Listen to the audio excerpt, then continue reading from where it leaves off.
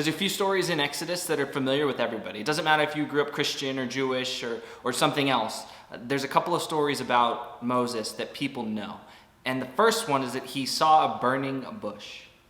And that's what we get in the opening of chapter 3. In the chapter 3, Moses is living his life. God had given him a wife and children. He was taking care of a flock of sheep. He was doing just normal things, living his life. And what happens in chapter 3 is when God begins to change that dramatically.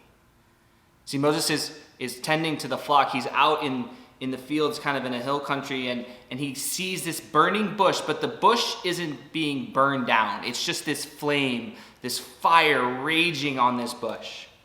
And nothing is happening to the bush, so that catches his attention. And he goes and he wants to see what it is, and this bush talks. He hears this voice in the presence of this bush. And what the bush eventually says is this: I have surely seen the affliction of my people who are in Egypt, and have heard their cry because of their masters.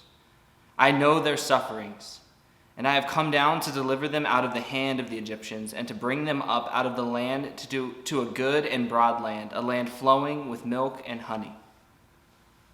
Right, what Moses realizes is that this bush is what God is using to send a message to him. Quite literally, he hears the voice of God speaking to him. What we learn from this passage is not only does God see the sufferings of his people, but he begins to act. And the way he acts is by bringing his presence into this world. See, Moses was caught off guard by this phenomenon, this natural thing, doing unnatural, even supernatural things. And what the reality was is that God was at work to send Moses a message. That he was at work to bring help and hope to his people. That the suffering was going to end. And that God was going to come into this world to end it.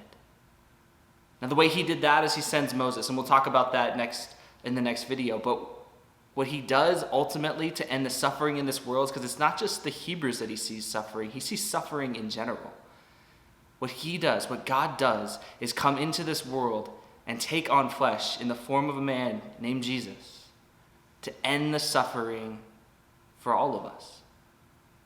See, sin causes suffering, and God desires to end that suffering. And so he entered into this world to bring an end to that suffering.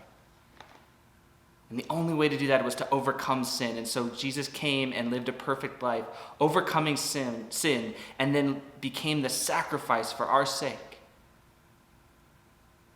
And so when God enters into this world to give a message to Moses, that alludes to the message that Jesus comes for all, the good news that comes to all of us who believe that Jesus is God in the flesh. And he has come into this world to bring hope, to bring rescue, to bring salvation.